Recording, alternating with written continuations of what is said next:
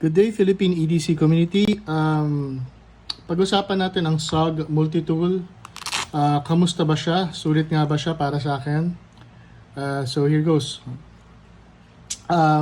Well, kung nakita niyo sa channel ko, no, ito yung una kong video apart from the Victorinox pocket knife.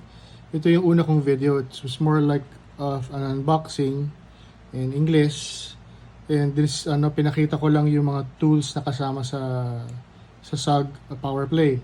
Now, gusto kong pag-usapan yung Powerplay as my EDC. So, nakuha ko siya last month and I've been carrying this with me every day for the past 3.5 weeks. Na ang intention ko, hindi ko bit-bit yung mga iba, no? Ang intention ko lang is to use the SOG kung gaano siya ka-handy, kung gaano siya ka-versatile, kung gaano siya ka-ayos o ganda dalhin. Kasama sa EDC pack na kasama sa pack na to, out of the box is the sheath, the tool itself, and a set of hex bit screws or devices na siyang kakabit mo dito, making it into a driver. Anyway, ang intention ko is to review or find out how the pliers work for me, since kaya ko kinuha to is because with the other multi-tools, ito lang ang nagsasabing merong bite force na ×2 kung in-apply mo. So kinuha ko siya, and ang gusto kong, like I said, ang intention ko was to test the pliers, both the needle nose and the regular pliers. What I did on a day-to-day basis was to find opportunities na magamit ito. So what I did was bend wires, cut wires, bend I'm sorry, turn screws or turn nuts or bolts. And this is what I found interesting. So, yeah, of course, they could bend wires. Lalo na pag, syempre, ganito yung, force mo ×2. I could bend them easily. I could cut them easily. But what I found surprising was, medyo a little bit disappointing was, yung reach ng arms ng pliers in relation to my hands when dealing with bolts and nuts or trying to unscrew. Let me tell you what I'm talking about. Okay, let's go on now. So this is a regular sized drive adapter na actually maliit pa siya doon sa mga na-encounter ko, mga bolts and nuts, no? Like I said, going to 1.5. Okay, here 1.5. There you go. Put the 0 here. So yan, 1.5 centimeters ang na-encounter ko. And of course, ang ginagamit ko mostly is the regular base pliers, like so. So yan, to understand siya, this is 1.5 centimeters. Okay. Napansin ko na at 1.5, ang laki ng distansya ng arms. Ako, ang hands ko, I consider my hands to be fairly regular. I have a reach of 17 comfortable na reach, no, sa kamay ko, sa hand ko. Of course, I could do that, but pag may kasamang force or gagamitin ng pliers, 17 is comfortable sa akin. Na-discover ko na at 1.5 diameter na nuts or bolts lang, ang laki na ng kamay ko. So medyo nagiging questionable na yung CLS para sa akin. Of course, pwede ko ilapit dito, pero mababawasan yung force ko. I would have to go all the way down here, and makikita ko medyo awkward para ma-press down ko man lang yung nuts or bolts using the regular. So, okay, of course, pag ginamit ko naman dito sa mas maliit na sa needle nose, I normally wouldn't do that kasi nga medyo manipis na siya dito. Still, yun, medyo nag-improve siya. Medyo mas may kapit na ako. Pero pag ang 1.5 is in-apply ko dito sa regular, medyo malapad. That also goes to, okay, pag sa malapad na, pag ang needle nose mo na gagamitin ko at 1.5, kaya niya. Sige, ganito na lang. Ito yung needle nose, ito yung regular stance. Okay, yan. Anong equivalent niya dito? Anong distansya niya? Sukatin natin. Right? So this one goes about almost, wala pang 2 centimeters. So 1.5 sa regulars, almost mga 2 guhit na lang to, 2 centimeters na diameter na bolt or kung kailangan mo mag-screw down. Kulang ng force or kung kailangan mong ikapitin, medyo malapad.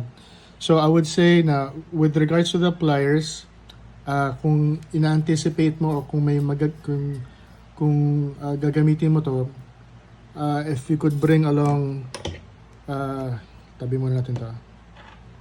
If you could bring along regular pliers or needle nose pliers, that would help very much. Tingnan natin, no? For comparison, para lang malaman nyo yung ibig ko sabihin, no? At almost 1.5, ito muna, almost at 1.5. Okay, tingnan nyo, no? Dito, same distance sa needle nose type. Kung mapapansin nyo, yung arms niya, medyo maliit pa, kayang-kaya. Ayan, no? Hanggang sa dulo, kaya ko. Okay. Thanks to Ace Hardware, where I got this. Okay, this one naman, dun sa 1.5. Lagay natin sa 1.5. Right. 1.5 byte. Either dito or dito. Lagay natin dito. Ayan, maliit. So, kung in-anticipate yung medyo may magagamit yung plies for either turning screws or pulling out stuff na ganun ang lapad, it would be best for you to use these. Have this as secondary, dalhin mo to. Ito ang mas magagamit mo. Simply because malayo ang reach niya. So, yun. So, sulit nga ba siya as a multi-tool? Sasabihin ko pa rin naman yes, kasi ang dami niyang gamit, no? Plus, bukod sa plies, meron rin naman siyang bit driver. Ito yun. Diba? Pili tayo ng... Marami nga pala siya, no? Meron siyang flathead, iba-ibang sizes. Meron siyang Phillips, 3 rin ang sizes. And meron rin siyang 6 na hex. Okay? Star, 6-sided na sizes ng hex. Pili lang tayo na isa. Like so. Here. This bit goes into... Yan, it's magnetic, by the way. Makapit siya. So, the way that you use this is babaliktarin mo lang yung plies. Papasok mo to. Now you have a sturdy at hindi siya nagpe-play, no? Wala siyang movement kasi hexagonal yung shape rin ng pasokan niya. So, if you put that inside, it's magnetic also, by the way. Pwede din siyang driver. At since nasa gitna, maganda rin yung distribution ng wrist action mo. So, yun. Apart from that, everything else here I was able to use, but of course with the intention of focusing my work or my usage of this dito sa plies. So, masabi ko medyo sablay siya pagdating sa paggamit nito dahil at only such na laki ng igigrip ng power ng multi-tool na to, ang laki na kagad ng play ng arms. So with that said, yan ang honest review ko of that. So let's go into the tools. It comes with a full knife, alright, fine edge. Okay, everything here is lockable, so hindi it's safe. Hindi magkakaroon ng instances na babalik yan sa'yo at mapuputol ka. Okay, this one is deployable pag naka-close position, pag hindi naka-display yung pliers. Also comes with a fine edge. It's also a serrated knife, right? I think that's what they call a sheephorn type. Together, outside also ng arms is a flat, a positive na screwdriver, which also, by the way, pag fin-load out mo to, nasunan to. Medyo nasa gitna rin siya. So, that's also good, no? At least nasa gitna yung distribution mo ng wrist. Balik lang natin to. I'm sorry. And it has a flathead screwdriver with a bottle opener and a smaller flathead screwdriver with a can opener. All good features. I've shown them lock into position already. Okay. This one is lockable also. So, balik natin. There you go. Locked safely away. Okay. Kaya ba ng single finger action? Yes. Kaya. Dito nga lang medyo lang. This is mukhang ideal siya for right hand.